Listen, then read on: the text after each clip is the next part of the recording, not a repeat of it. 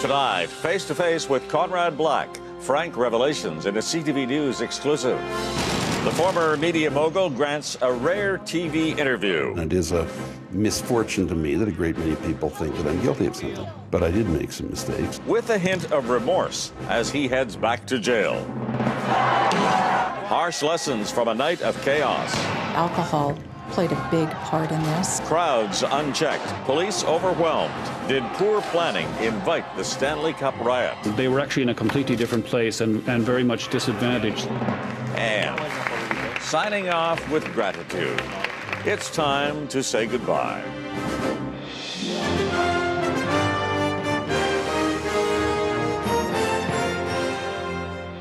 CTV National News with Lloyd Robertson. Good evening, one last time for CTV National News. And we begin with a story you'll only see here. It's a revealing conversation with Conrad Black as the former media baron prepares to return to a U.S. federal prison. And it is Black's first sit-down television interview since his legal nightmare began. With his characteristic bombast, Black is surprisingly open about his life behind bars. Our Lisa LaFlamme joins me now, and Lisa has some exclusive details about what happens to him next. Lloyd, I sat with Conrad Black for a 3-hour interview in New York, and to call it compelling really is an understatement. We covered a lot of territory, but the latest development in this ongoing saga, Conrad Black is not going back to Florida's Coleman Federal State Prison. It seems 2 female prison guards who testified against him are now afraid for their safety. They had a security fear if I went back there, as if I was going to assault these 2 women who are not pin-up girls, believe me. You know, I mean, to go back there for 7 months, for the first time in my life at the age of 67, I'm going to commit assault on these 2. So what's your reaction to that? I mean, at the very least, you became comfortable in that environment. Now you have to do it all over again. My reaction is that no inanity, stupidity, or malicious inconvenience inflicted by the Bureau of Prisons surprises me. To the average Joe, you've been in prison and you're going back to prison. Yes. So you've been convicted of something. I am not responsible for what the average Joe thinks of it. And I don't say that disparagingly of the average Joe. Why should he know any more about it than he does? And it is a misfortune to me that a great many people think that I'm guilty of something. But I did make some mistakes, and I think even my most vocal critics will acknowledge I paid for them. For 29 months inside Coleman Federal Prison, Black tutored fellow inmates, but those cellmates taught him something also. Most of the time I had a very nice Honduran. He didn't speak English very well, very nice person though. And the last person on the lower bunk was, again, a very pleasant guy from North Carolina. What was he in for? You never ask. Really? Aren't you curious? If they want to mention it, they'll mention it. And some people did, but if they don't, then you don't ask. I did ask about the toll this ordeal had taken on his wife, Barbara Emile. For the first time, he admitted guilt. Do you feel guilty about the impact these years have had on her? I don't normally confess to a television camera with a large number of viewers. So I will make an exception on this one occasion for this. I would not normally consider CTV to be an appropriate place for confession, but the answer is yes, and I have made my confession to her on that point many times.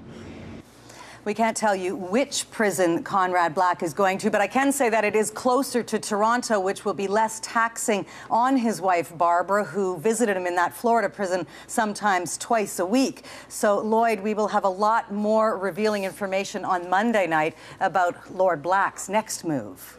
So did we see Conrad Black with a hint of remorse this time? A little contrition, Lisa? Well, we certainly heard him admit to some mistakes, which is rare. You just heard that. But when it comes to those convictions. He is fiery. He is adamant. He committed no crimes. He calls this torture, what he's lived through. You know, he actually wrote a book in prison. It's called A Matter of Principle, and it comes out this month in September. And it really is his side of the story, and as I say, truly a compelling story. He admits that he could have played his cards more diplomatically and says he will when he returns. So we'll talk more about that on Monday.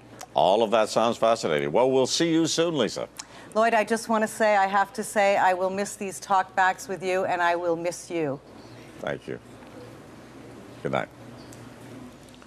The long-awaited report on the Vancouver riots is out, and it confirms what everyone who saw the shocking footage already knows. Police were totally overwhelmed and woefully unprepared.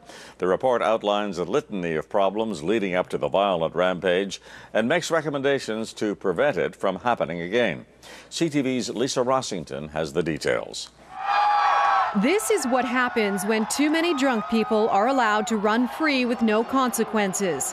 That's the gist of a government-commissioned report that's taken 2 months to produce. The riot was caused by thugs and villains and people who cheered them on. The authors say what fueled the Stanley Cup riot in Vancouver June 15th was too many people arriving sooner than the police did, and they were intoxicated. The report says there were 446 officers facing 155,000 people. However, once the night was over, 928 officers were on the street. There were not too few police, there were too many people. Not too many people for the police, but too many people for the venue. Keefe and Furlong insist more officers would not have prevented what happened. However, the report says many mistakes were made. The city and the Vancouver Police Department should have considered a worst-case scenario. The police chief's strategy to be visible and greet fans became impossible because the crowd was crushing and police couldn't move. And police were too late getting on the ground for the 5 o'clock game. The fans arrived long before most of the police. The opportunity to set the tone was lost. When the crowds turned ugly, police didn't react quickly enough. Getting officers into tactical gear took too long, and there was command confusion on the street because of a faulty radio. They should have had one of the helicopters in the air. They should have had the police who were early deployed calling back in and saying, we've got to rev up our deployment. If I knew there was going to be a riot, I would have deployed way more police officers. In a strange twist, the region's transportation system was too efficient that night, moving thousands of people into the riot zone. The report says if Vancouver wants to host a large event again, there has to be a better regional plan. Lisa Rossington, CTV News, Vancouver. There is a lot of soul-searching in the hockey world tonight following the sudden death of Wade Belak. The body of the former NHL tough guy was found in a Toronto hotel room yesterday. Numerous reports say he took his own life. It's not clear if his 14-year career as an enforcer on the ice played a role, but in the wake of 2 other hockey deaths, some say it's part of a disturbing trend. CTV's John Benavalli-Rao has more. This is the last known photo taken of Wade Belak on the right, smiling and posing with a fan at a Toronto bar, about 12 hours before his body was discovered in this downtown hotel, with reports suggesting the NHLer somehow killed himself. You're just floored. It just hits you like a punch in the stomach. Today, those who knew Belak on the ice said his sudden death just doesn't add up. He didn't seem like a guy that had a lot of demons. And everywhere he played with the media, he had fun. Belak had recently retired from the game and was in Toronto filming a skating-based reality TV show. By most accounts, he seemed happy, even to his dad, reached by phone in British Columbia.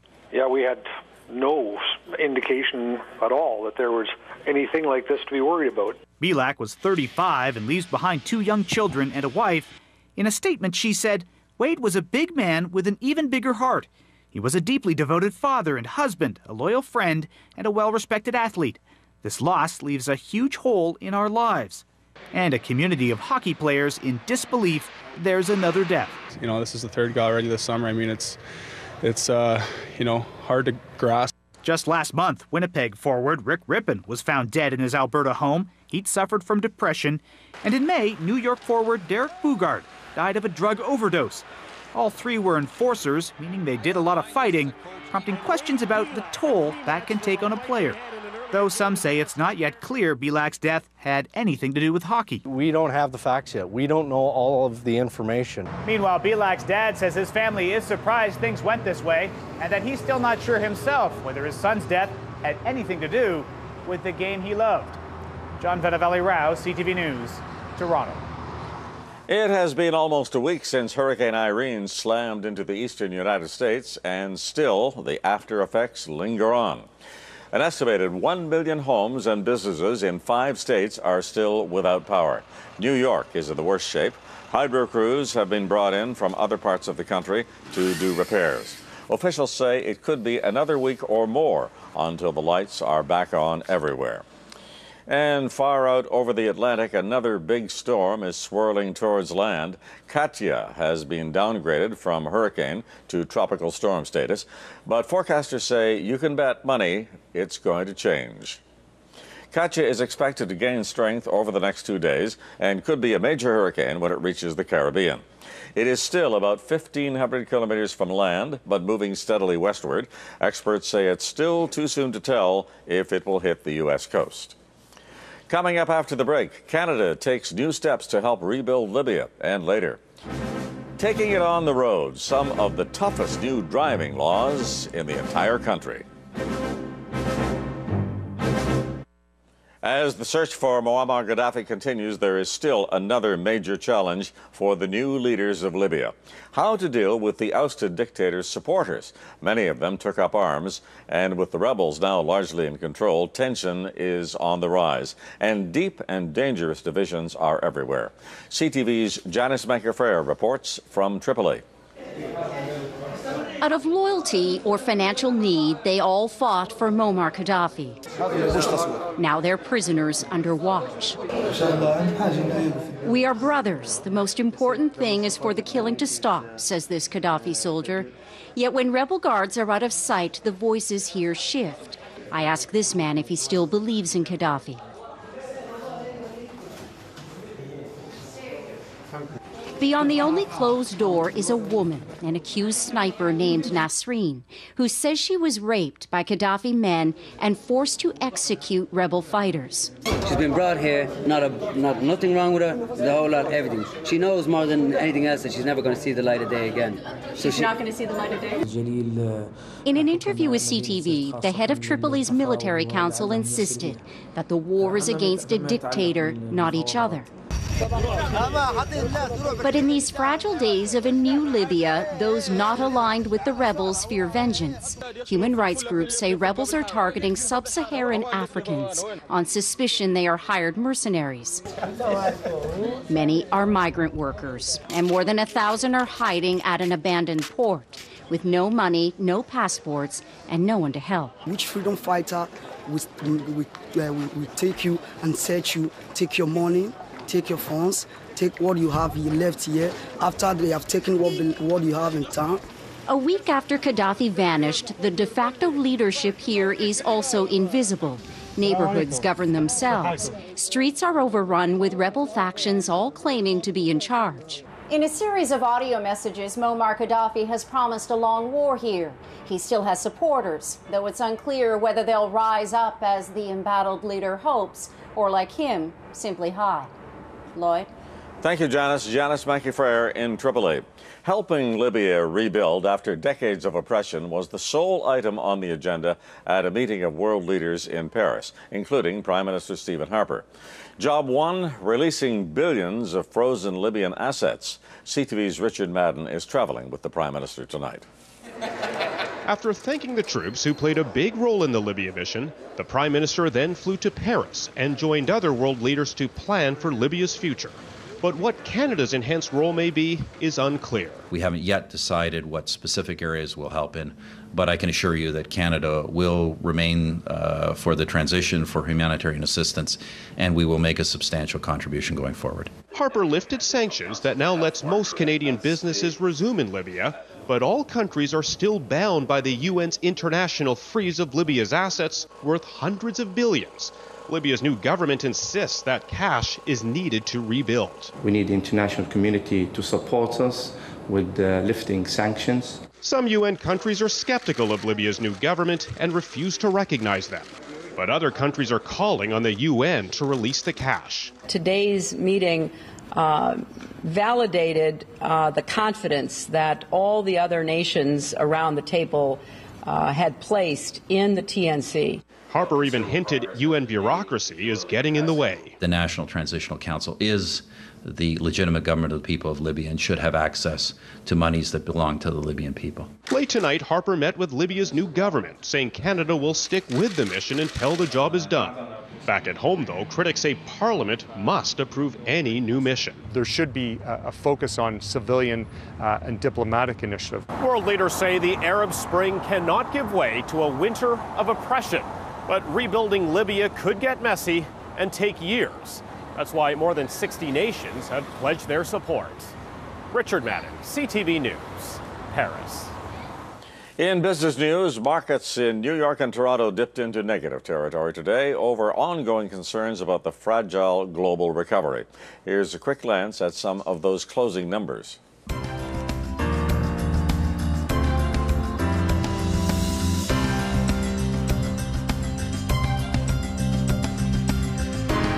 We are back shortly, but first, what's coming up in local news?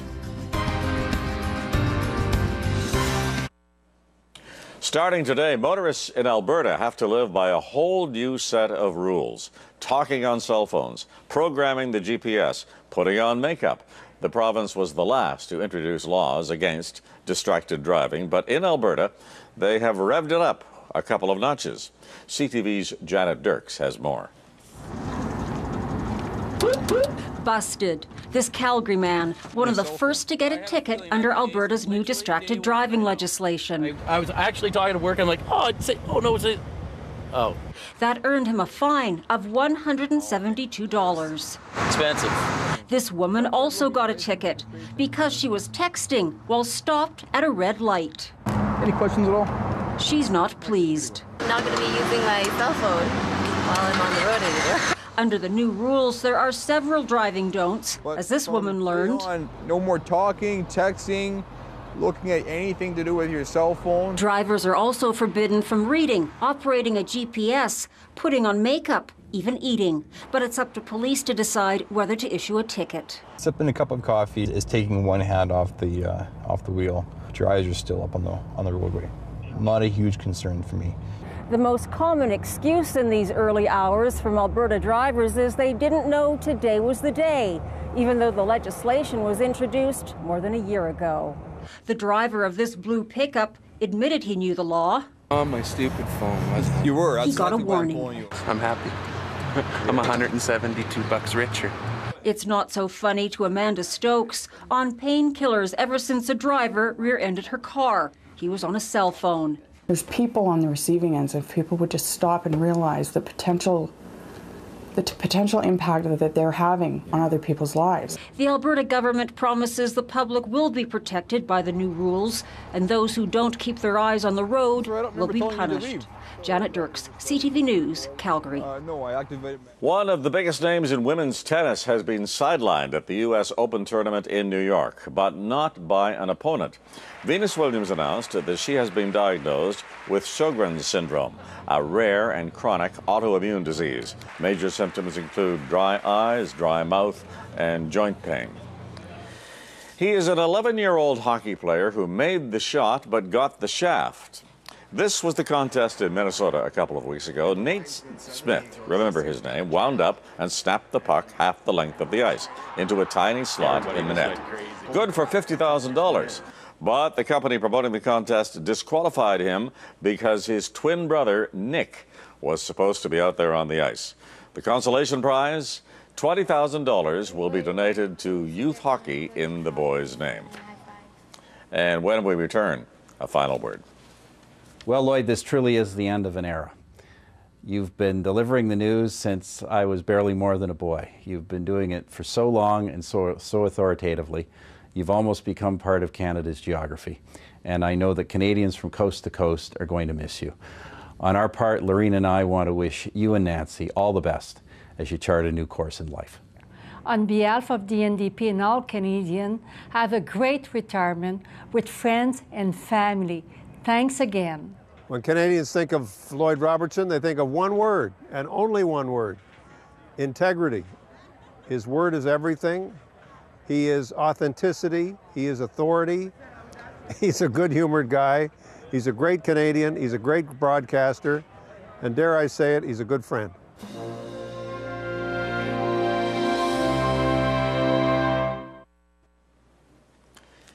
And so we come to the end.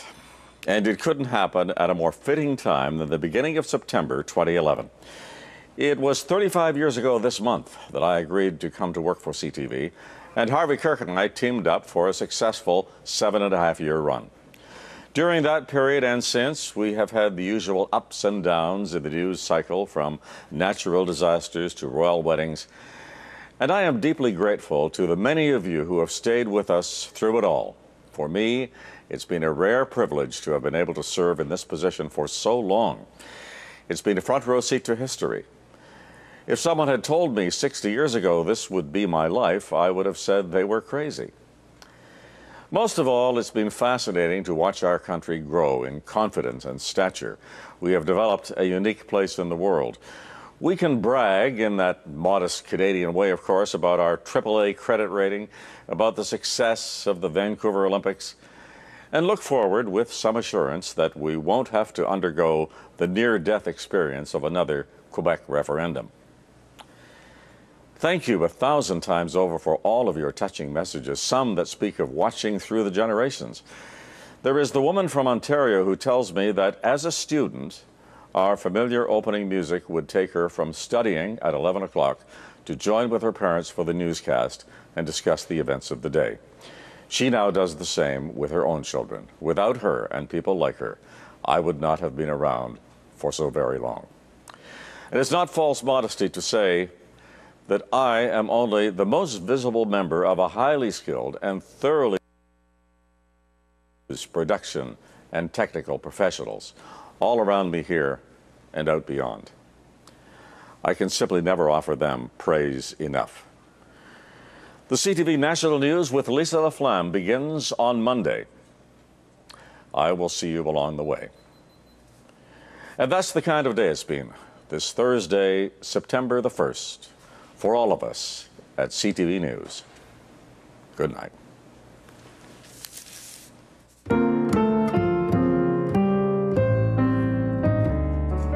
Thanks for the memory.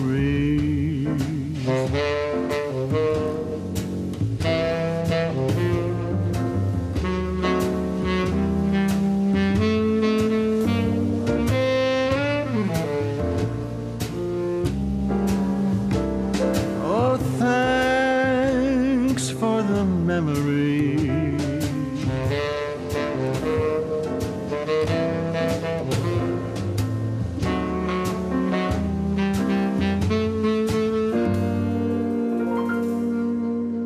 Oh, thanks, Lloyd, so much.